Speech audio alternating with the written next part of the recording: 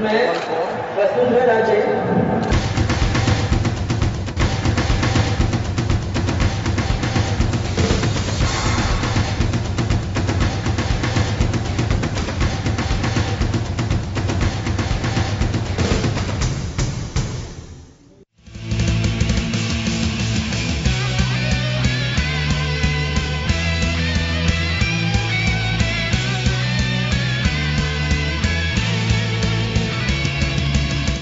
चिकित्सा एवं स्वास्थ्य विभाग स्वस्थ प्रदेश के निर्माण के लिए संकल्पबद्ध होकर कार्य कर रहा है।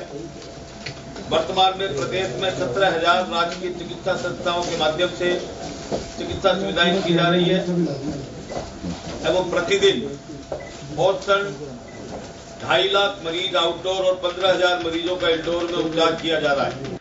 आदरणीय नरेंद्र मोदी जी का ये नारा बेटी बचाओ बेटी पढ़ाओ, इसको सार्थक रूप में हमारे प्रदेश में बड़ी तत्परता के साथ हमने लोगों ने लागू किया है। भारतीय जनता पार्टी की सरकार आने के बाद पिछले 4 वर्षों में हमने 74 डिकॉय ऑपरेशन किए हैं।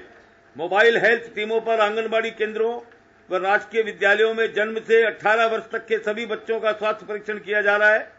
अब तक 1,95,00,000 हेल्थ स्क्रीनिंग की गई है। मिशन इंद्रधनुष अभियान अक्टूबर 2017 से जनवरी 2018 तक प्रत्येक माह की 7 तारीख से आगामी 7 कार्य दिवसों तक संचालित की जा रही है।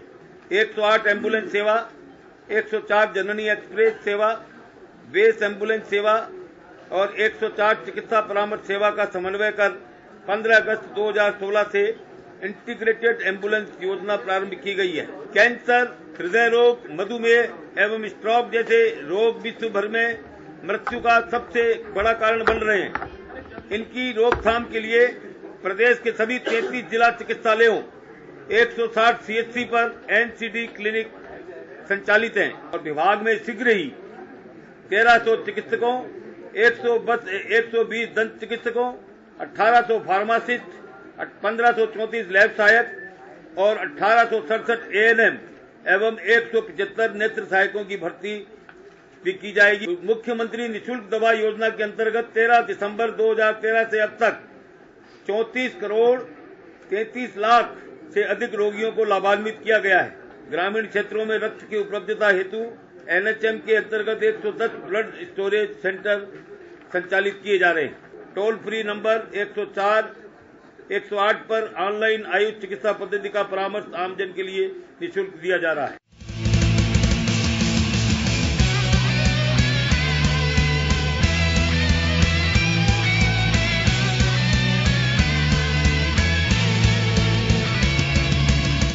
राजस्थान सरकार ने पिछले 4 साल में स्वास्थ्य के क्षेत्र में बहुत अच्छे काम किए हैं, लेकिन थोड़ा सा दुख की बात यह है कि डॉक्टरों ने इस पीरियड में हड़ताल की और चिकित्सा कर्मियों की लापरवाही के कारण इस महत्वपूर्ण योजना का लाभ वांछित लोगों तक नहीं पहुंच पाया। कहते हैं कि भाई आप 2 रुपए किलो गेहूं के पात्र हो, जब आपको बामजा सुविधा मिलेगी।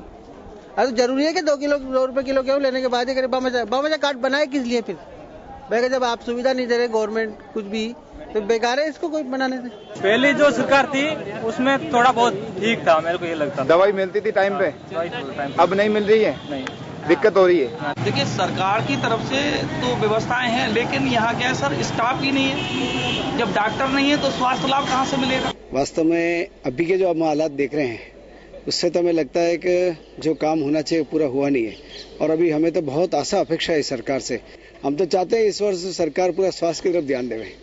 जैसलमेर में डॉक्टरों की भारी कमी होने के कारण, यहाँ पर सीमावर्ती इलाका होने के कारण जैसलमेर के आम नागरिकों को भारी परेशानियों का सामना करना पड़ रहा है। राज्य सरकार से मेरा अनुरोध है कि यहाँ पर डॉक्टरों को अधिक से अधिक यहाँ डॉक्टर लगाए जाए। कांग्रेस अच्छी है, सोनिया गांधी, राहुल जी, अशोक जी जो गरीबों का हाथ जोड़ते, गरीबों के पास हथियार हाथ ही जोड़ते हैं। बीजेपी वाले तो 3 दिन हाथ जोड़ते हैं और 5 दिन हमारे को 5 साल जोड़ना पड़ता है। 4 सालों में चिकित्सा व्यवस्था अव्यवस्थित रही है। डॉक्टर समय पर मिलते नहीं है, दवाइयाँ समय पर मिलती नहीं है हॉस्पिटल में। वैसे तो सरकार कहती है कि निःशुल्क दवाएं वितरित की जा रही है, लेकिन समय पर दवाई नहीं मिलती है तो डॉक्टर कहते हैं बाजार से ले लो।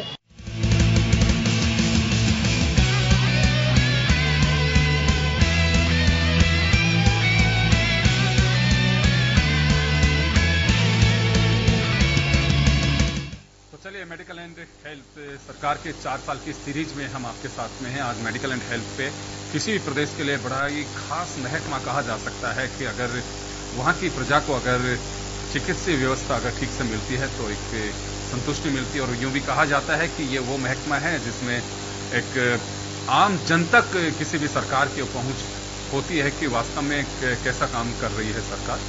चलिए, आपने सुना राजस्थान के चिकित्सा और स्वास्थ्य मंत्री कालीचंद सराफ साहब को, और आम जन उस पर रिएक्ट भी कर रहे हैं। मिली जुली प्रतिक्रिया आ रही है। कुछ लोग एप्रिशिएट कर रहे हैं, कुछ लोग कह रहे हैं कि जो सुविधाएं मिलनी चाहिए थी वो नहीं मिल पा रही हैं। कुछ लोग कह रहे हैं कि पूर्ववर्ती सरकार के वक्त जो हमें सुविधाएं दी गई थी सरकार ने उसे एक एक करके बंद कर दिया, अघोषित रूप से उनमें कुछ कटौती की गई है। खैर, चलिए, हमारे साथ में डॉक्टर दीपक भाकर भाजपा नेता इस वक्त हमारे साथ में है। डॉक्टर प्रियेश जोशी कांग्रेस नेता हमारे साथ में हैं। श्याम सुंदर शर्मा साहब वरिष्ठ पत्रकार हमारे साथ में जुड़ेंगे, और डॉक्टर सुनील कल्याण भी हमारे साथ में जुड़ेंगे। डॉक्टर प्रियेश, आपके पास में आना चाहूंगा। सरकार का दावा है कि बेहतर चिकित्सा व्यवस्था हमने की, इससे बेहतर नहीं हो सकती थी।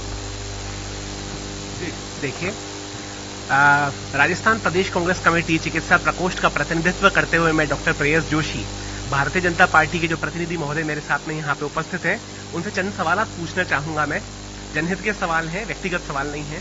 मेरा पहला सवाल आपसे ये रहेगा साहब कि क्या आप मेरी इस बात से इत्तेफाक रखते हैं, क्या आप मेरी इस बात का समर्थन करते हैं कि प्रदेश का जो चिकित्सा महकमा है उसके अधीनस्थ काम करने वाले समस्त सेवारत चिकित्सक जो हैं वो नाफरमानी कर रहे हैं कालीचंद जी सर्राफ के हुक्मों की, वो आदेशों की अनुपालना नहीं कर रहे हैं, और क्या वो किसी और के कहने पे चल रहे हैं? यदि आपका जवाब ना है और आप ये मानते हैं कि चिकित्सा मंत्री कालीचंद जी सर्राफ का अपने विभाग के ऊपर पूरी अच्छी पकड़ है, ठीक है, वो सुशासन कर रहे हैं, तो मुझे ये बात बताइए, अगर आपका सवाल का जवाब ना कहते हैं, अच्छी बात है, व्यक्तिगत आपका कहने का नजरिया, आपने ना कह दिया इसका जवाब, तो फिर मुझे ये बताइए कि ऐसे बयानबाजी शासन सचिव महोदय जो है पारसचंद जैन और चिकित्सा मंत्री खुद भी समय समय पर देते आए हैं कि किसी एक व्यक्ति विशेष की राजनीतिक महत्वाकांक्षाओं की पूर्ति के लिए इस पूरे आंदोलन को उठा के खड़ा किया गया है, तो अपनी बेबसी लाचारी क्यों जनता के समक्ष जाहिर करते हैं? स्वास्थ्य सेवाओं में त्रहिमाम क्यों है? जनता काल कल्पित क्यों है? स्वास्थ्य सेवाएं हाशिए पे क्यों हैं? और यदि आपका जवाब हाँ है तो फिर आप तो इस बात की स्वीकारोक्ति स्वयं करते हैं कि कोई एक ऐसा व्यक्ति है, चाहे वो डॉक्टरों का मुखिया है या कोई भी है, मैं नहीं जानता, आप बेहतर जानते होंगे, जो कि चिकित्सा एवं स्वास्थ्य महकमे के समानांतर एक सरकार चला रहा है, एक पैरेलल गवर्नमेंट रन कर रहा है। तो फिर आप ये भी बताने का कष्ट करें कि जो आपकी स्वयं घोषित यशस्वी मुख्यमंत्री है वो इस मामले में कब संज्ञान लेगी, कब इस मामले में हस्तक्षेप करेगी ताकि स्वास्थ्य सेवाओं का पुनः बहाल किया जा सके। और साथ में अंत में एक और बात पे स्पष्टीकरण दे दीजिए कि ऐसे अन्य कौन कौन से विभाग हैं जहां किसी एसोसिएशन का प्रमुख या किसी संघ का प्रमुख खुद मंत्री जी से ज्यादा ताकतवर है? जनता को कम से कम इस बारे में बताइए आप। चलिए, आपके सवाल का जवाब दिलवाऊंगा मैं, लेकिन इससे पहले एक कॉलर हमारे साथ में जुड़ गए हैं, शेरगढ़ जोधपुर से हमारे साथ में जुड़े। उनका सवाल है कि आए दिन चिकित्सकों की हड़ताल, कभी नर्सिंग स्टाफ की हड़ताल, इन सबसे निजात कब मिलेगा? कांग्रेस और बीजेपी दोनों की सरकार में ने इस दंश को झेला है। हम दोनों से ही जवाब चाह रहे हैं कि इसका रास्ता क्या निकलेगा। डॉक्टर प्रियेश, मैं एक बार वापस आपके पास में आना चाहूंगा। शेरगढ़ से मोहन सिंह है जो आप दोनों से जवाब जानना चाह रहे हैं। आए दिन हड़ताल जो है उसके बारे में वो जानना चाहते हैं कि कभी डॉक्टर हड़ताल पे, कभी नर्सिंग स्टाफ हड़ताल पे, तो आम जन क्यों भुगते ये सब? देखिए सब, वैसे मैं प्रदेश कांग्रेस का प्रवक्ता हूं, ठीक है, सत्तासीन सरकार के प्रतिनिधि महोदय हमारे मध्य के अंदर, वो दोनों के लिए कह रहे हैं कि आपकी सरकार के वक्त भी ये दंश झेला है उन्होंने। देखिए साहब, हमारी सरकार के वक्त की अगर आप बात करें तो जन कल्याणकारी जो सेवाएं थी, जो उस समय सूबे के मुख्यमंत्री अशोक जी गहलोत साहब थे, तो जैसे मुख्यमंत्री दवा योजना थी, निःशुल्क दवा योजना, निःशुल्क जांचें कर दी गई थी। आप ये देखिए सीमावर्ती क्षेत्र के अंदर जितने भी राज्य हैं, जैसे हरियाणा हो गया, चाहे उत्तर प्रदेश हो गया, गुजरात हो गया, बॉर्डर क्रॉस करके लोग यहाँ पे आते थे और इन जन सुविधाओं का लाभ उठाया करते थे। और अगर वो जनहित की सेवाएं नहीं थी तो सत्ता के अंदर आने के बाद में एक बार बताइए, भारतीय जनता पार्टी ने उन सभी सेवाओं का जो बजट था उसको उल्टा कम कर दिया बढ़ाने की जगह। अगर जन कल्याणकारी सेवाएं थी तो उनका बजट बढ़ाया जाना था। आपके पास में दीपक भाकर जी सवाल का जवाब देंगे। दीपक जी, आपसे कुछ सवाल किए हैं, साथ ही एक कॉलर शेरगढ़ से हमारे साथ में जुड़े हैं, जोधपुर शेरगढ़, और एक भीलवाड़ा आसीन से जो जुड़े, उनका सवाल यह है कि हमारे यहाँ पे बड़ा चिकित्सालय तो बना दिया, डिलीवरी कराने के लिए भी फीमेल स्टाफ नहीं है, नर्सिंग स्टाफ भी नहीं है, तो ये बड़ी एक पीड़ादायी बात है। दूसरा, उनका शेरगढ़ वाले जो हैं सज्जन, उनका सवाल यह है कि कांग्रेस हो चाहे बीजेपी हो, आए दिन ये हड़तालें, इसकी वजह से आम जन को तकलीफ होती है, ये कब तक सफर करना पड़ेगा? देखिए, सबका साथ सबका विकास की मूल धारणा के साथ हमारी मुख्यमंत्री आई है और प्रधानमंत्री इसी इसके सोच के साथ चल रहे हैं कि हमारे सोच नहीं है और काम कही है। इन्हीं चीजों को आगे बढ़ाते शिक्षण स्वास्थ्य कल्याण मंत्रालय बहुत ज्यादा काम कर रहा है। अगर मैं शुरुआत में करूं तो पीएचसी आदर्श पीएचसी की हमारे यहाँ जो गठन हुआ 285, उसके बाद 600, करीबन 1000 के आसपास की हमारी आदर्श पीएचसी का गठन हो चुका है। इसके अलावा भामाशाह स्वास्थ्य बीमा योजना एक महत्वपूर्ण कदम है, एक अनूठी और अनोखी पहल माननीय मुख्यमंत्री ने शुरू की थी और इसके लाभ आने वाले समय में भी लोगों को मिल रहा है और अभी मिल रहा है। करीबन 17 लाख लोगों को इसका फायदा मिल चुका है और करीबन 100 करोड़ के आसपास का हम इस समय डिस्ट्रीब्यूशन हो चुका है और इसके अंदर 1715 बीमारियां और 311 बीमारियां अभी हमने अभी जोड़ी, तो लगभग 2000 बीमारियों के आसपास का कवरेज मिल रहा है और 30,000 से 3 लाख तक की बीमारियों का जो निःशुल्क जांच और इलाज किया जा रहा है, जो अपने आप में एक बहुत ही अभूतपूर्व पहल की माननीय मुख्यमंत्री की है और जिसके हमें परिणाम देखने को मिल रहे हैं। दीपक जी, देखिए उपलब्धियां कालीचरण जी गिना चुके हैं। जो कुछ लोगों के सवाल हैं, आपके साथी जो हैं उनके सवाल है, मैं उनका जवाब जानना चाह रहा हूं।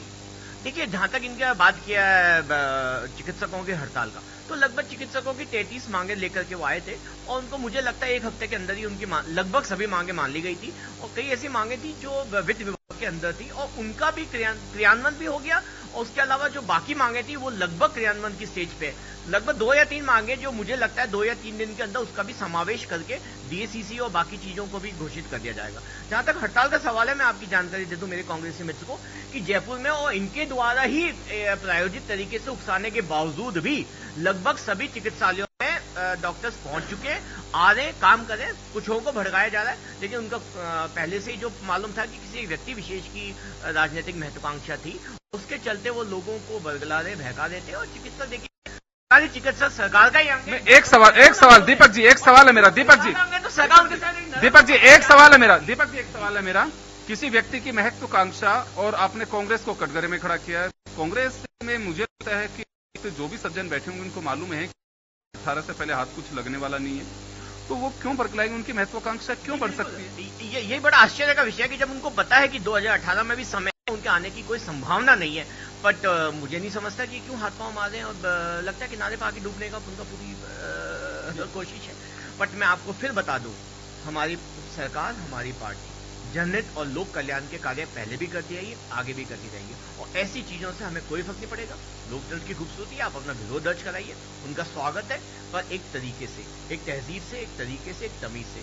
इस बात का संज्ञान स्वयं प्रेरणा से स्वयं हाईकोर्ट ने लिया और मामला कोर्ट में विचाराधीन है। उसे कोर्ट की अवमानना के अंतर्गत उनके खिलाफ कार्रवाई चल रही है और सरकार ने जो उनके स्थानांतरण किए थे, उनका मुद्दा इस बात पे आके वो टिक गए थोड़े से व्यक्ति कि हमारे स्थानांतरण निरस्त किया जाए। अगर जहां इस बात के लिए दबाव वाली राजनीति अगर शुरू हो जाती है तो मुझे लगता है न तो जनता के हित में, न प्रदेश के और न इन पार्टियों के जो अपने आप को भाजपा का विकल्प मान के भविष्य में चलती है। चलिए, एक कॉलर नागौर से मनोज और जुड़े हैं। उनका एक सवाल हो रहा है कि भर्तियां निकाली जाती हैं लेकिन लिटिगेशंस में फंस जाती हैं अदालतों में, आयुर्वेद के, वो जानना चाह रहे हैं, खुद भी एप्लीकेंट हैं, तो इस बारे में सरकार क्या विचार रखती है?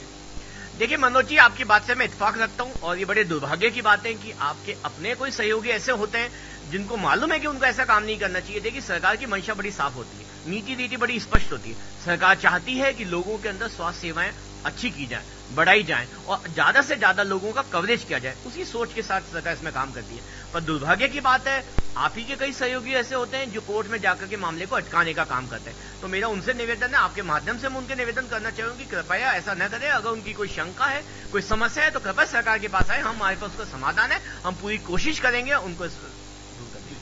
चलिए, हमारे साथ वरिष्ठ पत्रकार श्याम शर्मा साहब हैं, उनसे मैं जानना चाहूंगा, लगातार हमारे साथ इस सीरीज में बने हुए हैं। श्याम जी, आपका स्वागत भी है और मैं जानना चाहूंगा कि मेडिकल एंड हेल्थ कुछ बदलाव देख रहे हैं आप? देखिए योगेंद्र जी, आप देख रहे हैं कि जो मंत्री अगर यही लाचार हो जाए, कहे कि हाईकोर्ट में एक इन्हीं की सरकार रिपोर्ट प्रस्तुत करे कि 32,000 बच्चों की, एक नवजात बच्चों की मौत हो गई। जब उनसे पूछा गया है कि इसके ऊपर क्या कर रही है सरकार, तो उनका स्पष्ट रूप से कहना था कि हमारे संसाधन सीमित हैं। यदि इस स्थिति में भी अगर संसाधन सीमित होकर के यदि कहेंगे कि राज्य सरकार उस पर कंट्रोल करने की कोशिश कर रही है, तो ये कहां तक जायज होगा? आप देखिए, उन्होंने कहा कि जो नेशनल फिगर है वो 51 है, हमारे पहले 51 थे, अब घट करके हमारे 46 हो गए हैं और हम चाहते हैं कि उसको 28 कर दें। तो ऐसी स्थिति में सरकार लाचार व्यवस्था, क्योंकि हाईकोर्ट अगर नहीं कहता और हाईकोर्ट में पेश नहीं करते तो ये संसाधन, अब अगर संसाधन सीमित है तो फिर सरकार भी नहीं चलानी चाहिए। सरकार तो पीपीपी मोड पर चलने की बात हो रही है। अब आप बार बार भाकर जी कह रहे थे हमारी सरकार सक्षम है, हमने ये कार्रवाई कह दी। आप ही 2011 में जब हाईकोर्ट ने कहा था कि डॉक्टरों की हड़ताल अवैधानिक है, आप उसके बाद भी कार्रवाई करके प्रस्तुत नहीं कर रहे हो। इसके पीछे क्या लगता है, ये बात सही है कि पर खड़ा कर रहे हैं आप कि जब कोर्ट ने आदेश दे दिया है कि अवैधानिक है हड़ताल, तो उसके बावजूद अगर हम एक्शन नहीं कर पाए और बाकायदा रिपोर्ट मांगी है कोर्ट ने, तो कि आप बताइए उसके खिलाफ जो कार्रवाई की है 2011 की स्ट्राइक का भी जिक्र किया। देखिए मैं तो प्रेस कॉन्फ्रेंस में मौजूद था, कालीचंद जी से जब पूछा गया कि आप कार्रवाई क्यों नहीं करें, कि हमारा सकारात्मक रुख था, पहले डॉक्टर्स का रुख सकारात्मक था, इसलिए हमने कार्रवाई नहीं की। अगर अब करेंगे तो हम सीधी तौर पर कार्रवाई करेंगे। फिर उन्होंने सामूहिक अवकाश लेने की बात कही, जितने सामूहिक अवकाश लिए गए उनके खिलाफ मतलब एक 17 CC का नोटिस तो जारी किया गया, उसके बाद कुछ करने की स्थिति में नहीं है, क्योंकि ये बात सही है कि चिकित्सा मंत्री को बड़े डॉक्टर्स के खिलाफ कार्रवाई करने का, तबादले करने का अधिकार ही नहीं है, ये मुख्यमंत्री के पास है। तो ऐसी स्थिति में मंत्री का कहना बड़े डॉक्टर्स मानते ही नहीं है, वो चाहते ही नहीं है। वो ऊपर की सरकार जो ऊपर की कहती तन्मय कुमार या बड़े स्तर पर जो कहा जाता है वो होता है, और चिकित्सा मंत्री तो खाली घूम कर करके आ जाते हैं कि वो कार्रवाई करने की सक्षम नहीं हो पाते। अब वो बार बार कह रहे थे कि हम देखिए एक योजना तो मैं मानता हूँ ठीक है, इन्होंने जो गरीबों के अंदर भामाशाह स्वास्थ्य बीमा योजना शुरू की, अब 2 साल के लिए उन्होंने बढ़ा दी है, जबकि बढ़ाना 2 साल नहीं था, 1 साल का सरकार रहेगी तो 1 साल बढ़ाना चाहिए था। तो ऐसी स्थिति में कसावट की है, तो वो तो थोड़ा योजना में लोगों को लाभ मिला है, लेकिन जो निःशुल्क। एक सवाल है मेरा यहाँ पे आपसे कि आपने कहा कि सरकार का 1 साल का कार्यकाल है, 2 साल का इन्होंने टाइम पीरियड बढ़ाया है, लेकिन आपको लगता है कि लोग जन कल्याणकारी जो योजनाएं होती हैं उनके अगर 2 साल का टाइम हो, 3 साल का टाइम हो, सरकार कोई भी आए, जनता के लिए ही वो चुनी जाती है, तो इसमें भी कहीं आपको लगता है कि अगर सरकार बदल जाती है तो इन योजनाओं पे कैंची चल सकती है? देखिएगा, आप जब बीजेपी की सरकार ने जो योजना शुरू की थी उसमें कटौती की आकर के, तो इनको लग रहा है कि अगली बार वाली हमारी सरकार आएगी नहीं आएगी तो वोटर पर निर्भर करेगा, लेकिन उन्होंने 2 साल का एग्रीमेंट अभी से कर लिया उस योजना के लिए। तो आप कहना क्या चाहते हैं कि आप साल भर का करते थे, साल भर का आने वाली सरकार यदि ये आ जाते तो ये कर लेते, तो और कोई करते थे। लेकिन मेरा कहने का मतलब है कि सरकार ने 8 मेडिकल कॉलेज खोलने की घोषणा की, लेकिन धरातल पे कितने आए आप देखिएगा। जो चीजें खोलनी चाहिए, डॉक्टर्स की कमी है, उसकी पूर्ति किसी भी कीमत पे कर नहीं पाते। आप बात इसी का है कि डॉक्टर्स इनके ऊपर थ्रेटिंग देते हैं और बार बार हड़ताल की बात करते हैं कि डॉक्टर्स हमारे पास सीमित है, नर्सिंग स्टाफ सीमित है, हम उनको लगा नहीं पाएंगे। और जो आप दे रहे हैं, बिल्कुल जो शेरगढ़ से एक सवाल था वो यही था। दीपक जी, बाड़मेर से एक देवराज जुड़े हमारे साथ में, उनका सवाल यह है कि ट्रोमा सेंटर में 5 साल से मशीनें पड़ी हुई हैं, अभी तक उनका कोई काम नहीं हो रहा है। हमारे यहाँ पे बड़ी विडंबना है, अगर हम खरीदी चीजों को भी उपयोग में नहीं ले पा रहे हैं तो हमारा ये तो मुझे लगता है कि फेलियर है। पूर्ववर्ती सरकार पे अगर हम डालें, अगर 5 साल का टाइम अगर हो गया मशीनों को, तो अगर उन्होंने कुछ नहीं किया तो उनको भुगतना पड़ा, तो हम उस रूट पे क्यों जा रहे हैं? देखिए देवदास जी, बड़ा अच्छा विषय उठाया आपने, आपका बहुत बहुत धन्यवाद। मैं आपको स्पष्ट करना चाहता हूं कि 3-4 चीजें बड़ी महत्वपूर्ण होती है जब भी कोई चिकित्सा इकाई को स्थापित किया जाता है। इंफ्रास्ट्रक्चर की बात होती है, फैकल्टी की बात होती है, और इंस्ट्रूमेंट्स और मशीन्स की बात होती है। मशीन्स आ जाती है, इंफ्रास्ट्रक्चर हम खड़ा कर देते हैं, फैकल्टी का जहां तक है वहां तक हाथ के सरकार के हाथ बड़े सीमित और बंधे हुए से रहते हैं। जब तक हमारे पास बैक नहीं होगा तो हम उससे जाके फैकल्टी का बनाएंगे। सरकार की मंशा बड़ी साफ रहती है, सरकार 5000 चिकित्सकों की भर्ती निकालती, आते हैं 2500 सिलेक्शन, हम तो सिलेक्शन 4000 का कर देती है सरकार। 4000 का सिलेक्शन होता है, 2000 ज्वाइन करते हैं, 1500 रिपोर्ट करते हैं और 1500 छोड़ के चले जाते हैं। अब आप बताइए, जो इतने विकट पिछले 60-70 साल चली आ रही परंपरा में अगर इसमें कहीं बदलाव लाना पड़ेगा तो दूरगामी नीति की सोच के साथ चलना पड़ता है। यही हमारे प्रधानमंत्री जी की सोच थी, और जो मेरे श्याम जी ने कहा था, मैं उसी बात पे आना चाहता हूँ।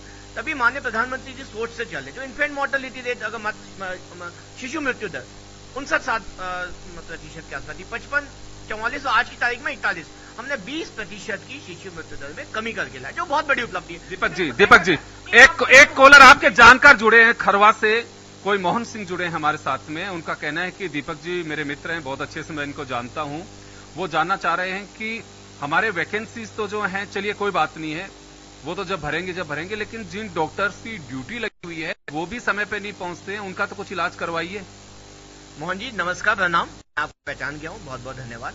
मैं आपको बताऊंगा, जहां तक इसके लिए तो सरकार ने एक जो है डिसिप्लिनरी स्टेप्स उठाए, उसी के अंदर इन्होंने जो आप कह रहे हैं कि समय पे नहीं आते, समय ऐसी बात नहीं है। देखिए, चिकित्सक का अपना शेड्यूल होता है, वो 48 से 72 घंटे तक काम करते हैं। और अभी सरकार जो लेकर के आई है बायोमेट्रिक सिस्टम, इससे तो लगभग 9 से 5 या 9 से 4 या 10 से 4 जो भी शेड्यूल होता है हर जगह अस्पताल और कॉलेज के हिसाब से, उसके हिसाब से आना लगभग जरूरी हो जाता है, अवश्यम भावी हो जाता है। क्योंकि अगर नो बायोमेट्रिक यानी नो सैलरी, ये बड़ा स्पष्ट है सरकार का निर्णय। तो ट्रांसपेरेंसी का जमाना है, जवाबदेही और पारदर्शिता वाली सरकार है, डिजिटलाइजेशन का युग है आज के जमाने में। तो इस बात की संभावना आने वाले समय भी लगभग ना के बराबर हो जाएगी कि चिकित्सक नहीं मिले। चिकित्सक खुद अपने उनकी ड्यूटीज बड़ी अलग होती है। 9 से 5 के अलावा भी वो first on call, second, third and fourth on call होता है। इमरजेंसी में रात को आके काम करना, अगर ऑपरेशन 6 की जगह 8 घंटे चल गया तो मरीज को बीच में छोड़ के तो जा नहीं सकता।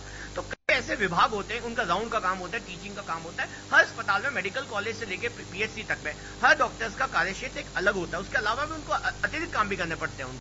देखिए, ये तो दीपक साहब ये तो बात आप बता रहे हैं, ये तो बात बताएं ऐसा होना चाहिए, बट मोहन सिंह जी का जो सवाल ये है कि ऐसा हो नहीं रहा है। मैं कह रहा हूं आने वाले समय, चूंकि बायोमेट्रिक का सिस्टम अभी थोड़े टाइम पहले से शुरू हुआ है, तो वो तो लगभग आप मान के चलें कि 9 से 4 तो आपको मिलेगा। लेकिन उसके बावजूद भी सरकारी चिकित्सक, विशेष रूप से मैं आपको बताना चाहूंगा कि अपने समय से भी आगे जाके ज्यादा सरकार जनता सेवा, सरकार को सेवाएं देते हैं। उसके लिए हमें उनको साधुवाद भी देना चाहिए। चलिए प्रियेश, मैं आपके पास में आना चाहूंगा कि आप के सवालों के जवाब मिले भाकर साहब। देखिए साहब, सुशासन और सुप्रबंधन के जिस वायदे के साथ भारतीय जनता पार्टी की सरकार सत्ता के अंदर आई थी, मुझे नहीं लगता कि वो कहीं से भी पूरा होते हुए दिखते हैं। ठीक है, पहली बात तो मैं ये कहना चाहूंगा इस पे। दूसरी बात मुझे ये बताइए कि डॉक्टर्स भी सरकार में जो है ये गतिरोध है, डॉक्टर्स का सरकार के साथ में जो गतिरोध होता है, जनता को उसकी कीमत चुकानी पड़ रही है। तो डॉक्टर्स भी जनता के एक वर्ग का प्रतिनिधित्व करते हैं, वो भी वोट डालने की जो लोकतांत्रिक प्रक्रिया है उसके तहत ही वोट डालकर सरकार को चुन के सत्ता में लाते हैं। और क्योंकि भारतीय जनता पार्टी की सरकार आई है बहुमत के साथ में, तो ये माना जाना कहीं से भी एक तरीके से अतिशोक्ति नहीं होगी कि इनमें से बहुत सारे डॉक्टर्स ने, इनके परिवारों ने भी भारतीय जनता पार्टी को वोट दिए होंगे, या उनके सुशासन या उनके सुप्रबंधन के सपने के ऊपर मोहर लगाई होगी। तो क्या उनको भी पूरा होता दिखाई दे रहा है, या भारतीय जनता पार्टी ये कहना चाहती है कि डॉक्टर्स जनता से अलग है, डॉक्टर्स को जनता का एक वर्ग नहीं माना जाएगा, डॉक्टर्स खलनायक हैं, डॉक्टर्स की इमेज को जिस तरीके से एक कहा जाए कि एक मुंह काला करके उनका दिखाया जा रहा है और अपने आप को सफेद पोश जनता के सामने ये जो दिखाने की कोशिश कर रही है भारतीय जनता पार्टी के नेता, तो आपको लगता है कि किसी भी तरीके से सही है? जो सत्तासीन है उन्हें जिम्मेदारी लेनी। डॉक्टर प्रियेश, एक सवाल है मेरा आपसे। बीजेपी की तरफ से ये कहा जाता है, मंत्री ने भी यही कहा, दीपक भाकर साहब जो रिप्रेजेंटेटिव हैं बीजेपी के इस वक्त यहाँ पे प्रवक्ता के नाते बैठे हुए हैं, उनका भी यही कहना है कि जब 2011 के अंदर स्ट्राइक में गए थे, माफ करिएगा 2012 में स्ट्राइक पे जब गए थे डॉक्टर, तो उस वक्त आप लोगों ने ध्यान नहीं दिया। अगर ध्यान देते तो ये हालात नहीं बनते। 11 में गए थे। देखिए साहब, मैं आपको यहाँ पे ये भी बताना चाहूंगा कि डॉक्टर्स और सरकार एक दूसरे के साथ में सफल संयोजन करते हैं, उनकी सहभागिता रहती है और चीजों का क्रियान्वयन होता है, स्वास्थ्य सेवाएं जनता को डिलीवर होती है, मिलती है। 2011 के अंदर उनका सरकार के साथ में कोई गतिरोध था, जैसा कि आपको सबको एक बात पता है कि हाँ उस समय भी स्ट्राइक हुई थी, तो इस बात को मैं बिल्कुल मानता हूं। लेकिन मैं आपको ये भी बताना चाहता हूं कि उस समय कोई हठधर्मिता नहीं थी, उस समय कोई तुष्टीकरण की राजनीति नहीं थी, उस समय किसी राजनेता ने कांग्रेस के अपने अहम को सर्वोपरि नहीं रखा था, उस समय ये बात अहंकार की नहीं आई थी, ये बात ईगो पे नहीं आई थी। उस समय एक 3 सदस्यीय समिति बनाई गई थी जिसके अंदर दुनिया साहब थे, जिसके अंदर डॉक्टर जितेंद्र सिंह जी थे, ठीक है, और जिसके अंदर एक और राज्य सरकार के मंत्री थे। उस 3 सदस्यीय समिति ने डॉक्टरों के साथ बैठ के वार्ता की थी, ठीक है, और उनको लिखित के अंदर आश्वासन दिया था, वो गतिरोध टूटा था, डॉक्टर वापस काम पे आ गए थे। लेकिन आप ये देखिए कि उस समय जो भी फैसले लिए गए थे वो मंत्रियों के स्तर पे लिए गए थे, खुद मंत्री इतने सक्षम थे, इतने समर्थ थे। यहाँ पे क्या हो रहा है, ब्यूरोक्रेसी के साथ में कालीचरण जी सर्राफ की बन नहीं रही है, ब्यूरोक्रेट्स अपने हिसाब से स्वास्थ्य मंत्रालय को चलाने की कोशिश कर रहे हैं। और क्योंकि ये कैसे कह सकते हैं, ये एक आरोप है कि मैं बता सकता हूं, मेरे पास प्रूफ है। देखिए, राज्य सरकार के 2 आदेशों की प्रति मैं अपने साथ में लेकर आया हूं, दोनों के ऊपर 23 नवंबर की दिनांक डाली गई है और इनके ऊपर जो हस्ताक्षर है, जो इन आदेशों को जारी करने वाला है, वो उप शासन सचिव श्री पारसचंद जी जैन है। अब मैं आपको यहाँ पे ये भी बताना चाहूंगा कि नफरत में वो इतने अंधे हो गए, उन्होंने प्रूफ रीडिंग तक नहीं करी कि आपके देखिए 23 नवंबर को ये पत्र, दोनों पे तारीख डली हुई है, जबकि ये 27 नवंबर को जारी किए गए पत्र थे। और इनके अंदर ये पूछा जा रहा है कि क्या डॉक्टर अजय चौधरी, जो अरिसदा इनका एक डॉक्टर्स का एक संघ है, उसके प्रदेश अध्यक्ष है, वो चूरी कलेक्टर से उन बाबत सूचना मांगी जा रही है कि वो अपने मुख्यालय पे उपस्थित थे और उन्होंने छुट्टी के लिए आपसे पूर्वानुमति ली या नहीं ली। सुनिए मेरी बात, दूसरे पत्र के अंदर सारे कलेक्टरों को समस्त जिले के अंदर ये बोला जा रहा है कि 6 से 12 दिसंबर के मध्य हुई हड़ताल पे मौतों की प्राप्त कराइए। तो सब पता है हड़ताल नवंबर में हुई थी। तो आप ये देखिए कि नफरत में इतने अंधे कि प्रूफ रीडिंग नहीं हो रही है, उल्टे सीधे पत्र लिखे जा रहे हैं और उप शासन सचिव अपने लेवल पे पत्र लिख रहे हैं, मंत्री जी को तो हस्तक्षेप करने। लेकिन मानवीय मिस्टेक बताइए, मानवीय भूल बता दी गई। मानवीय भूल सर एक पत्र में हो सकती है, एक जगह पे हो सकती है, तारीख डालने की त्रुटि टाइपराइटर से हो सकती है, लेकिन 6 जगह 7 जगह पे हो सकती है। दूसरी भूल मैं आपको बताता हूं, एक प्रमुख प्रियस में, हाँ मेरे को बोलने का मौका दीजिए कृपया आप। दूसरी चीज आप ये देखिए, एसडीएम चूरू को एक आदेश दिया जाता है उप शासन सचिव के द्वारा कि जाके आप सीएमएचओ कार्यालय के अंदर इस बात का प्रमाणित कीजिए कि डॉक्टर अजय चौधरी अपने पोस्ट पे। चलिए हम देखिए, डॉक्टर हड़ताल हमारा बहुत बड़ा एजेंडा नहीं है, क्योंकि पूरे प्रदेश के हालात पे हम चर्चा करना चाहेंगे, जो इश्यूज हैं उन पे चर्चा करना चाहेंगे। डॉक्टर हड़ताल पे हम घंटों चर्चा कर चुके हैं, तो मुझे नहीं लगता है कि ये बहुत बड़ा एक हमारे लिए कितना बड़ा इश्यू है, क्योंकि जनता के सवाल सामने आ रहे हैं। एक सवाल आप दोनों से और पूछ रहे हैं, एक रायपुर से कोई सज्जन वो कहना चाह रहे हैं कि दोनों कांग्रेस और बीजेपी के सज्जन बैठे हैं, उनसे मैं जानना चाहूंगा कि जब सरकार आती है तो इस पर अंकुश क्यों नहीं लगाया जाता है कि डॉक्टर्स अपने परिचित के यहाँ जांच कराने के लिए बाध्य करते हैं। एक छोटे से ब्रेक के लिए रुकेंगे, ब्रेक के बाद में आपके सवाल का जरूर जवाब दिलवाएंगे, दोनों साथियों से ही दिलवाएंगे। छोटे से ब्रेक के लिए रुकेंगे।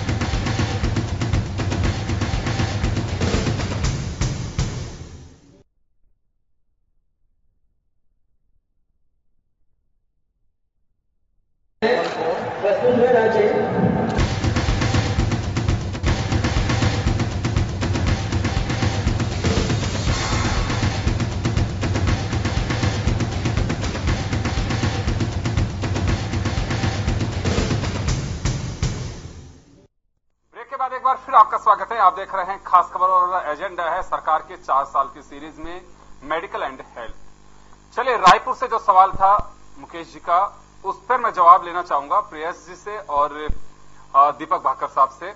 प्रेयस जी, हम पार्टी लाइन से अलग हट करके, क्योंकि एक कॉलर हमारे साथ में जुड़ा है, वो उम्मीद कर रहा है कि पार्टी लाइन से अलग हट करके कुछ बताएंगे कि बाध्य क्यों किया जाता है। और ये शिकायत मुझे लगता है कि आम है कि आप वहां पे जाके जांच करवा के आइए, वहां पे जाके ये मेडिसिन लेके आइए, तो ये बाध्यता कब खत्म होगी? देखिए, लोकतंत्र के अंदर मैं आपको ये बताना चाहूंगा साहब कि जनता जनार्दन होती है, जनता सर्वोपरि होती है, जनता सबसे ऊपर होती है। कोई भी राज्य सरकार के अधीनस्थ जो कर्मचारी होता है, वो वोटिंग होती है तब तक होती है सर। राज्य सरकार के अधीनस्थ कोई भी कर्मचारी काम करता है उसे पब्लिक सर्वेंट यानी जनता का नौकर कहा जाता है। और किसी भी तरीके से अगर कोई जनता का नौकर इस तरीके की हरकत कर रहा है तो वो नाकाबिले बर्दाश्त है, उसके खिलाफ कड़ी से कड़ी कार्रवाई करी जानी चाहिए। प्रेस जी, वैसे मानते हैं कि ऐसा हो रहा है? सर, मैं इन मामलों के अंदर आप जैसे कह रहे हैं कि मेरे से मानना, तो देखिए मैं जयपुर के अंदर रहता हूं, ठीक है, 32 जिलों के अंदर मेरा घूमना नहीं है, मैं नहीं जाता हूं, तो मैं आपको जनरलाइज्ड करके व्यापक तौर पे ये नहीं कह सकता। कहीं 1-2 जगह पे इस तरह की घटनाएं अगर सूचित हुई हैं, जिनका पता चला है और जिनके खिलाफ कंप्लेन हुई है, तो निसंदेह कार्रवाई करनी चाहिए। लेकिन मैं सबको लपेटे में नहीं ले सकता सर। देखिए, मैं इस मामले में मानता हूं कि मेरा जो ज्ञान है इस मामले में अल्प है। मैंने जितनी केसेस देखे हैं, उन केसेस के अंदर अगर मुझे लगता है कि ऐसे कोई केसेस रिपोर्टेड हुए हैं जिनकी सूचना भिजवाई गई है मुख्यालय को, तो निसंदेह उन कर्मचारियों के खिलाफ, उन डॉक्टरों के, चाहे फिर कितने भी रसूखदार क्यों न हो, कार्रवाई निसंदेह होनी चाहिए। दीपक जी, आपसे सवाल का जवाब लेना चाहूंगा जो रायपुर से जिन्होंने पूछा है उनका। ऐसी घटनाएं कुछ सुनते हैं आप लोगों की? कमीशन का खेल चल रहा है, देखिए ऐसी लंबे समय से चल रहा है। देखिए, पिछले कई वर्षों से ऐसी बातें संज्ञान में आती, लोगों के मीडिया द्वारा भी कई बार उठाया जाता है, लोगों ने भी शिकायत की जाती है सरकार की। लेकिन मैं आपको स्पष्ट करना चाहता हूं कि जो रेगुलेटिंग अथॉरिटी है डॉक्टर्स की पूरे देश के अंदर, मेडिकल काउंसिल ऑफ इंडिया, और हर राज्यों में जो स्टेट मेडिकल काउंसिल बनी हुई है, उनके अपने ही कंडक्ट रूल्स होते हैं। उसके अंदर मेडिकल इथिक्स का डिपार्टमेंट अलग होता है, मेडिकल एटिकेट्स होता है। तो ये मेडिकल इथिक्स के खिलाफ जाने वाली बात है। उसके अंदर स्पष्ट है कि अगर कोई व्यक्ति ऐसा किया हुआ पाया जाता है, उसके खिलाफ ऐसी शिकायत की जाती है और ऐसे सबूत मिलते हैं और जांच के बाद ऐसा ये दोष साबित हो जाता है कि उस व्यक्ति ने अंदर कमीशन के थ्रू इस तरह का कार्य किया, दवाई के थ्रू, मेडिकल कंपनी के थ्रू या उसके थ्रू, तो उसके खिलाफ सख्त कार्रवाई की जाती है। उसके अंदर 2-3 सजा का प्रावधान है। या तो उनको सस्पेंड कर दिया जाता है, या उनका लाइसेंस सस्पेंड कर दिया जाता है, या उनको सस्पेंड किया जाता है। और कई केसेस ऐसे हुए हैं जहां 1-1 वर्ष तक के लिए उनको प्रैक्टिस ना करने के लिए पाबंदी की जाती है। ये प्राइवेट और सरकारी दोनों चिकित्सकों के इसमें हुआ है, और पहले भी कई बार हुआ है, और आने वाले समय में। उसमें प्रधानमंत्री ने इस बात को मैं आपकी तरफ गौर फरमाना चाहूंगा कि कुछ एक दिन पहले ही प्रधानमंत्री जी ने इस ओर इशारा करते हुए कहा था कि ऐसे केसेस के अंदर सख्त कार्रवाई की जाएगी, और जो भी डॉक्टर्स, जो कहा जाता है कि विदेश भ्रमण के दौरे पर अगर उनको ऐसी सुविधा कंपनी देती है, तो डॉक्टर्स के साथ साथ उन कंपनियों के खिलाफ भी कार्रवाई की जाएगी। अभी हालिया आपको शायद जानकारी होगी, पिछले हफ्ते ही कर्नाटका के अंदर एक ऐसी कंपनी के खिलाफ था जिन्होंने 200 करोड़ तक का भुगतान किया था। तो देखिए ये है जो कि मैं कहता हूं किसी भी तरह जायज नहीं है, जस्टिफाइड नहीं है, हर तरह से इसकी भर्त्सना की जाइए। हम इसकी निंदा करते हैं कि जो व्यक्ति, जो डॉक्टर साक्षात ईश्वर का स्वरूप है, उनको वो करना चाहिए जिसके लिए उनको कहा गया है, जिसके लिए उन्होंने डिग्री ली है। चलिए श्याम जी के पास में एक बार जाना चाहेंगे। श्याम जी, कुछ इस तरह के सवाल है, ये बड़ी एक परेशानी है। वैसे तो खैर देखिए, एक कम शब्दों में मैं आपसे चाहूंगा कि ये कमीशन का जो खेल है, सभी के सामने समस्या है। मैनिफेस्टो में भी ये बात कहते हैं कि हम चिकित्सीय व्यवस्थाओं को गुणवत्ता और जो कमी है उन्हें दुरुस्त करेंगे। किस तरह की गुणवत्ता देख रहे हैं? सवाल खड़े हो रहे हैं। देखिए योगेंद्र जी, ना तो भाकर साहब ने स्वीकार किया कि सब कुछ चल रहा है, कांग्रेस के मेरे मित्र हैं उन्होंने भी स्वीकार नहीं, खारिज कर दिया उन्होंने। लेकिन अब मेरी बात सुनिए, मैं जब रामलुभाई जी चिकित्सा के प्रमुख शासन सचिव थे, उन्होंने कुछ सरकारी अस्पताल एसएमएस में शुरुआत की थी कि हम प्राइवेट से एमआरआई वगैरह की मशीनें लगाने का जब निजीकरण वाला करके सस्ताई शुरू की थी, तो उनके खिलाफ प्रधानमंत्री तक शिकायत की थी। वो किन्होंने की थी? इन्हीं लोगों ने। माफिया की तरह डेवलप हो रहे हैं। जब हमारे पास सरकारी सुविधाएं नहीं होगी तो निजी लैबों पर भेज देंगे, आपकी मशीनें खराब कर देते हैं। ये सारी बातें होती आई है। और आप जो कह रहे हैं कि कर्नाटक सरकार ने किया, कर्नाटक में कांग्रेस की सरकार, आप अपनी यहां पर कितने लोगों के खिलाफ कार्रवाई कर पाए बताओ ना। अब क्योंकि वो भी बड़े माफिया हैं, बड़े पैमाने पर सब कुछ होता है, करोड़ों का खेल होता है रोजाना। तो अब ऐसी स्थिति में सरकार लाचार इसलिए है कि वो सक्षमता से कार्रवाई नहीं कर पा रहे हैं। अब इनके पास तो जब जांच करने के साधन ही नहीं है तो वो तो प्राइवेट की तरफ जाएंगे। अब निश्चित बाकायदा पर्टिकुलर बताया जाता है कि इस लैब के पर जाना है तो हम कार्रवाई करेंगे। अब 50% का कमीशन का खेल जहां पर हो तो ये सारी चीजें तो होगी। 35-40% आप तो दवाइयां पहले जब आप लिखते थे, जब जैविक दवाई की जगह दूसरी दवाई लिखी जाती थी, सारी बातें हो रही थी। सरकार बड़ी कार्रवाई करने के नाम पर जो कुछ होना चाहिए नहीं कर पाते, क्योंकि होता है कि वो इतने माफिया इतने हावी होते हैं कि वो उनकी भी जेबें भरते हैं। इसलिए सारी चीजें लिमिटेशन में रह जाती हैं। जी वापस आऊंगा मैं। डॉक्टर प्रेयस, आपके पास में आना चाहूंगा मैं और जानना चाहूंगा कि एक निःशुल्क दवा, निःशुल्क जांच आप योजना लेकर के आए थे। सरकार का साफ दावा है कि उस योजना को धरातल पे उतार नहीं पाए थे और आनंद फानंद में योजना लेकर के आए। हम 108 पे भी सवाल खड़े किए गए थे, आप लोगों की कमियां गिनाई जा रही थी। और जब ब्लैक पेपर जारी किया गया था, जब आपकी सरकार थी, उस वक्त मैनिफेस्टो में भी किया है जिसमें कहा गया है कि हम 108 को दुरुस्त करेंगे। इन्होंने कुछ उस पर आपत्ति जताते हुए केस भी दर्ज करवाया और उसमें कुछ दावा है सरकार का कि हमने उसे दुरुस्त किया है। निःशुल्क जांच और निःशुल्क मेडिसिन की जो बात है उसका भी दायरा बढ़ा है, ऐसा दावा है सरकार का। देखिए सर, निःशुल्क दवा योजना जो थी, मुख्यमंत्री निःशुल्क दवा योजना, साथ के अंदर जो लैब टेस्ट थे उनको फ्री करने वाली जो जन कल्याणकारी योजना सूबे के मुख्यमंत्री अशोक जी गहलोत साहब ने लॉन्च करी थी, उससे निसंदेह जनता को बहुत ज्यादा फायदा पहुंचा था। मैं आपको बताना चाहूंगा, उससे पहले किसी एक ब्रांड विशेष की दवाइयां लिखी जा रही थी। सस्ती जेनरिक दवाइयां ब्रांड विशेष की दवाइयों का अच्छा विकल्प होती हैं और जनता की जेब की पहुंच के अंदर भी होती हैं। मतलब आप यहाँ पे इसको एक उदाहरण रख लीजिए कि एक ऐसी गोली जिसकी कीमत 250 रुपए है, वो गोली महज 5-6 रुपए 4 रुपए के अंदर उपलब्ध हो जाए, इससे ज्यादा जनता के हित के अंदर कोई मुख्यमंत्री कैसी योजना लेकर आ सकता है? लेकिन क्वालिटी पर सवाल उठ रहे थे कि क्वालिटी जो जिस तरह की होनी चाहिए थी वो नहीं दे पा रहे थे। देखिए साहब, किसी भी सरकार का आज भाजपा सत्ता के अंदर है तो हंगामा खड़ा करना उनका मकसद नहीं होना चाहिए, वो सूरत हाल बदलने की बात करें। मुख्यमंत्री जी ने इस योजना को लागू किया, ठीक है, आपने तो वो योजना का बजट कम कर दिया, आपको तो उसको वृहद स्तर पर लेके जाना चाहिए था, वाइड स्पेक्ट्रम करना चाहिए था, उसको बजट बढ़ाना चाहिए था, या आपको ये सोचना चाहिए था कि इस योजना को, इस जन कल्याणकारी योजना को उस स्तर पे लेके जाएंगे कि अन्य प्रदेशों के लिए भी ये एक उदाहरण बनकर प्रस्तुत हो जाएगी। उसकी जगह आप उसका बजट कम कर रहे हैं। सिर्फ एक वैमनस्य की भावना से आप उस चीज को क्यों देख रहे हैं? आप प्रतिशोधात्मक कार्रवाई क्यों करना चाह रहे हैं? और अगर आपको लगता है कि ये योजना निष्फल थी तो इसको बंद करने के बारे में या किसी चीज के बारे में कभी कोई मांग नहीं उठी? जनता के किसी वर्ग ने, किसी भी प्रतिनिधित्व करने वाले वर्ग ने, किसी संगठन ने कभी बोला कि जनता को इससे कोई नुकसान पहुंच रहा है? मेरे को तो नहीं लगता। चलिए, आपने आरोप लगाया है सरकार पे, दीपक बाकर साहब उसका जवाब देंगे। दीपक बाकर साहब, कुछ मुद्दे ऐसे हैं जो मुझे लगता है राजनीति का बिंदु नहीं होने चाहिए। निःशुल्क जांच और दवा दोनों को आप लोगों ने प्रतिपक्ष में रहते हुए एक इश्यू बनाया था इसे, और कहा गया था कि गुणवत्ता, अभी लेकिन सवाल ये उठ रहे हैं कि जितनी मेडिसिन मिलनी चाहिए वो मिल नहीं पा रही है।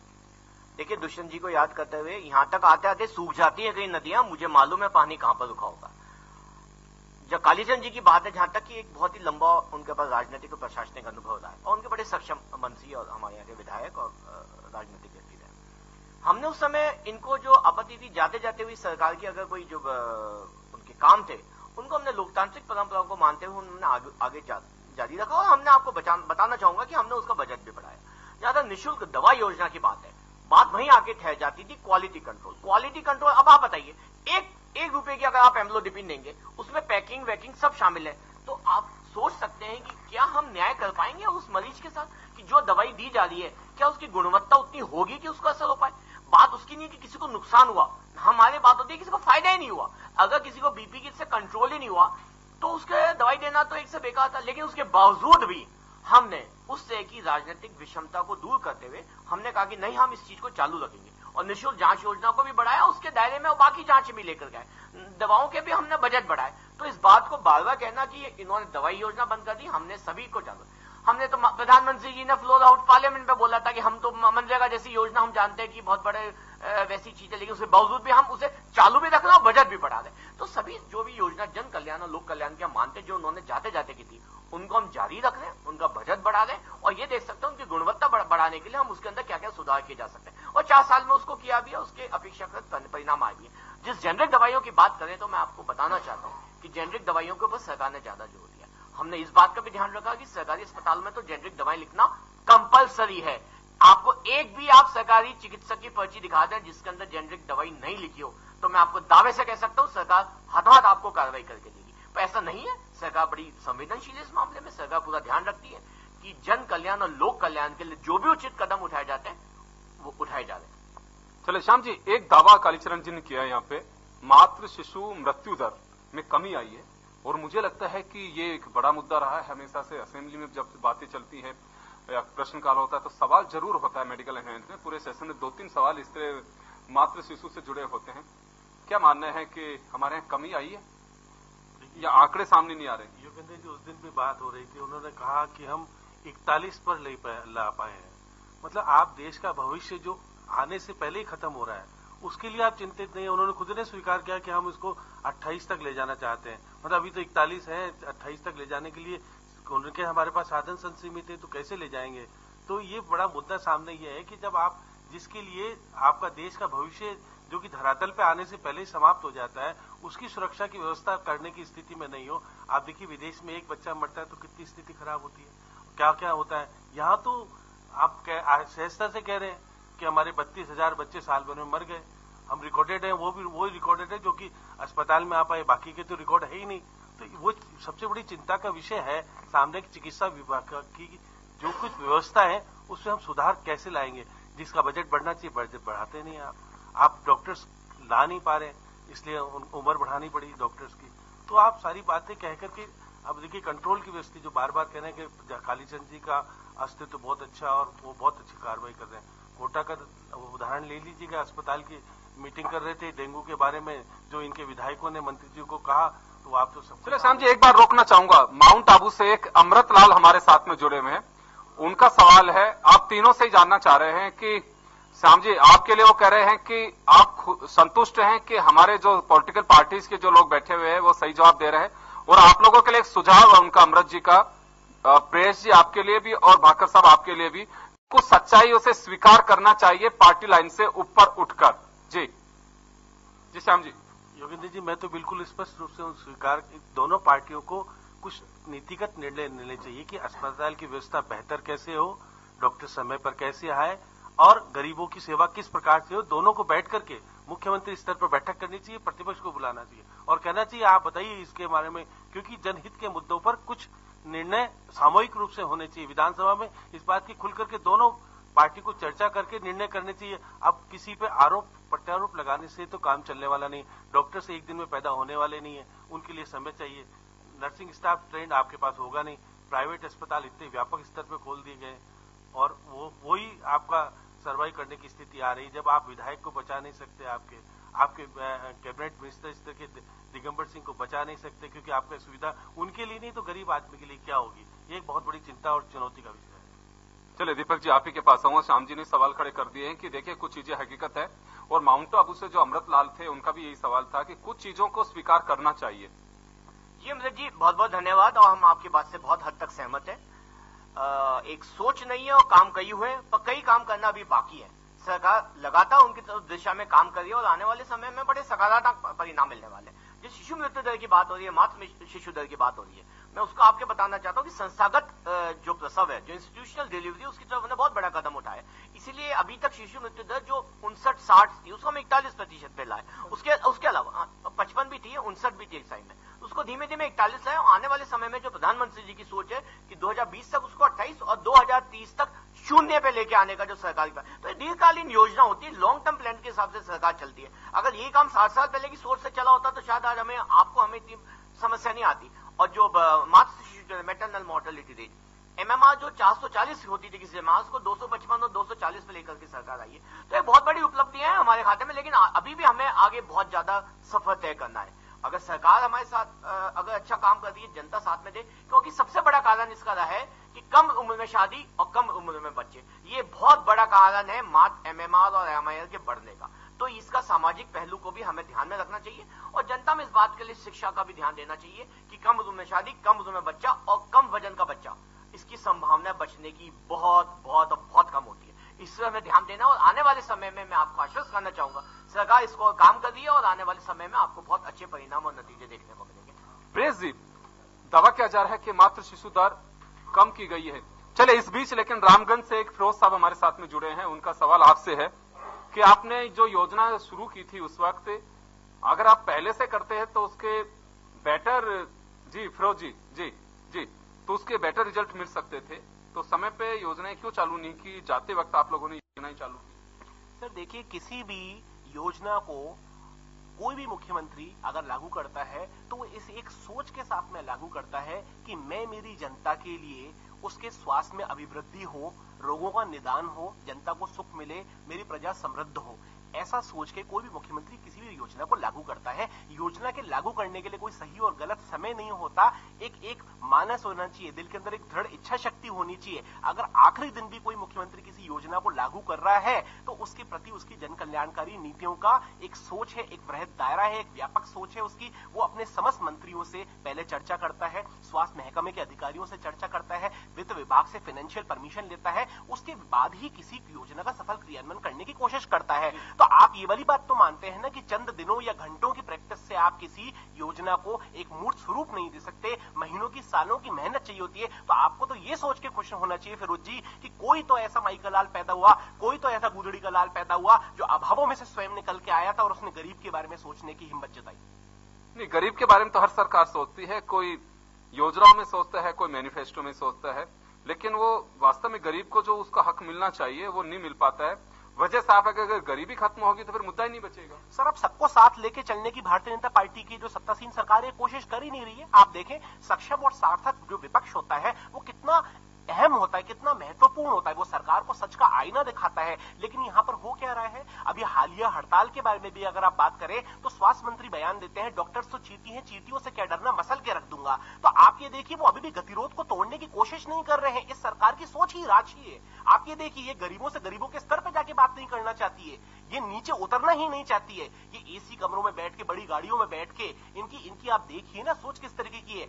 अगर ये चाहें तो गतिरोध को तोड़ सकते हैं, स्वास्थ्य सेवाओं को बाहर, अरे आप स्वास्थ्य महकमे के मंत्री हैं, अहम कैसा किस बात। आपको क्या लगता है कि सरकार नहीं चाहती है कि डॉक्टर्स के स्ट्राइक या उनके सामूहिक अवकाश या गतिरोध है उसे खत्म किया जाए? सर, अगर सरकार ऐसा चाहती होती तो उनका स्वर नरम होता, वो डॉक्टर्स के प्रतिनिधियों को किसी भी प्रकार से गतिरोध को तोड़ने के लिए राजी कर सकते होते। और प्रयास हम यहाँ पे ये क्यों भूल रहे हैं कि जब आपकी गवर्नमेंट थी, नई भर्तियां शुरू कर दी गई थी, आपको ध्यान होना चाहिए, और आपके मंत्री ये कहा करते थे कि हठधर्मिता है डॉक्टर्स की और ये बेवजह एक ब्लैकमेलिंग के मोड पे आ गए। आपके वक्त भी बात सर, मैं आपको ये बताना चाहूंगा कि मेरे वक्त पे मैंने आपको ये वाली बात पहले बोली कि मैं बड़े दिल से इस बात को स्वीकारता हूं कि 2011 के अंदर कांग्रेस की सरकार के समय हड़ताल हुई थी, मैंने माना इस बात को, गतिरोध थे सरकार के डॉक्टर्स के साथ में, मैंने माना इस बात को। लेकिन मैंने आपसे फिर कहा इस बात को कि उस गतिरोध को समाप्त किया गया और उस समय लाल फीताशाही, रेड टेपिज्म में कोई चीज नहीं निपटी थी। मंत्री जी और डॉक्टर सीधा संवाद था, बीच के अंदर किसी को भी दलाली नहीं करनी दी गई थी। यहाँ पे अगर आप इस चीज के अंदर देखें तो मुझे एक बात बताइए,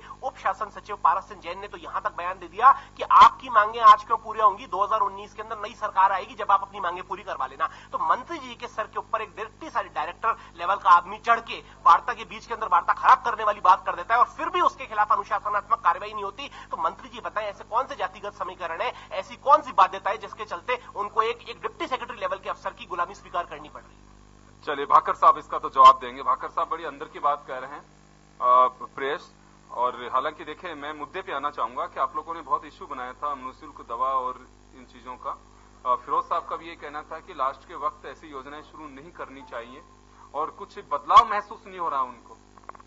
जी फिरोज जी, आपने बिल्कुल सही बोला है, जब सोच में खोट हो तो ऐसी चीजें ही होती है। जहां तक मैं मित्र ने कहा राजस्थान की बदलाव, मैं आपसे जो सवाल चाह रहा हूं, उन्होंने दोनों से सवाल एक साथ मैंने नहीं बोला। उनका ये कहना था कि आपके वक्त भी ना तो इसे बंद कर रहे हैं ना पूरी दवाइयां मिल रही हैं, आज सील लगी होती है SMS में अनुपलब्ध अनुपलब्ध अनुपलब्ध अनुपलब्ध। देखिए हमारे लिए लोगों की जिंदगी के साथ खिलवाड़ करना कतई बर्दाश्त नहीं। अगर क्वालिटी की चीजें दे सकते हैं तो ज्यादा सही है, नहीं दे सकते हैं तो गलत चीजें मत दो, ऐसी चीजें मत दो जिससे लोगों की जिंदगी के साथ खिलवाड़ हो सके और लोगों को अपने जीवन से हाथ धोना पड़े। तो उसी बात को ध्यान में रखते सरकार की पूरी कोशिश रहती है कि QCC जो होती है क्वालिटी कंट्रोल साइकिल को मेंटेन किया जाए, और इसी में ध्यान रखते हुए हमने बजट भी बढ़ाई है, दवाइयां भी बढ़ाई और निःशुल्क जांच योजना का दायरा भी बढ़ाया, और इसके हमें बड़े अपेक्षाकृत अच्छे नतीजे देखने को मिले। और मैं एक मेरे मित्र की बात को कहना चाहता हूँ ना, बार बार कह रहे थे प्रजा का नाम ले रहे थे, तो इनकी कोई गलती नहीं है। कांग्रेस की हमेशा से नीति रही है सामंती सोच की, और जो अभी इन हाल ही में आज के दिन में जो बादशाह को इनके नए सल्तनत के नए बादशाह आए, तो जो सोच के हिसाब से चलते हैं तो इनको जानकारी रहनी चाहिए कि राजस्थान की जनता है, ये सब समझती है, सब देखती है, सब सुनती है, और वक्त आने पर इनको जवाब भी देती है। जिसको बार बार ये प्रजा कह रहे हैं तो इनको ध्यान रखना चाहिए कि वो राजस्थान की जनता है और बड़ी स्वाभिमानी जनता है, और वो जानती है सही और गलत। साहब ऐसा नहीं लगता जवाब सभी को देती है?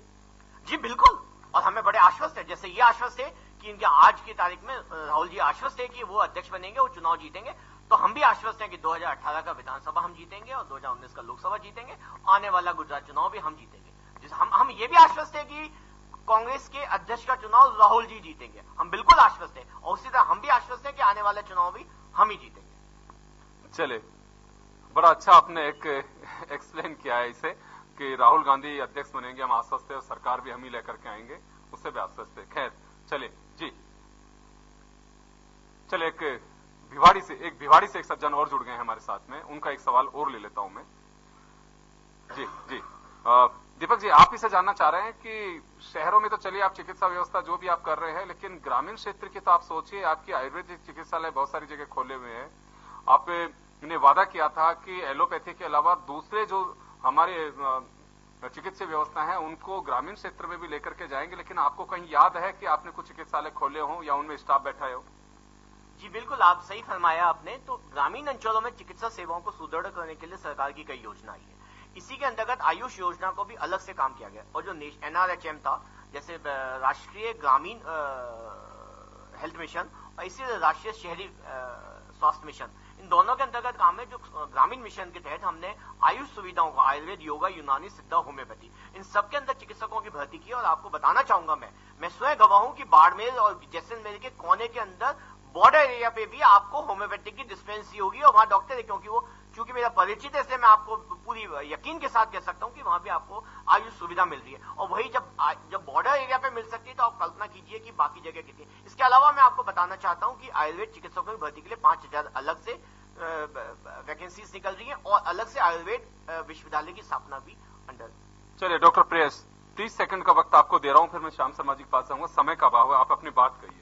सर, राजस्थान आयुर्वेद विभागीय चिकित्सक संघ राजस्थान ने एक अपील जारी करके आयुष चिकित्सकों को ये कहा है कि चिकित्सक की सेवाओं को आबाद चलता हुआ दिखाने के लिए PHC CHCs पे आयुष चिकित्सकों को भी एलोपैथिक दवाई लिखने का जो एक दबाव है वो बनाया जा रहा है राज्य सरकार के द्वारा। तो कृपया करके आप अपनी पद्धति के अंदर ही चिकित्सा करें और आप एलोपैथिक दवाइयां ना लिखें। ये पोल खोलता है इनके दावे की। जवाब देंगे आप?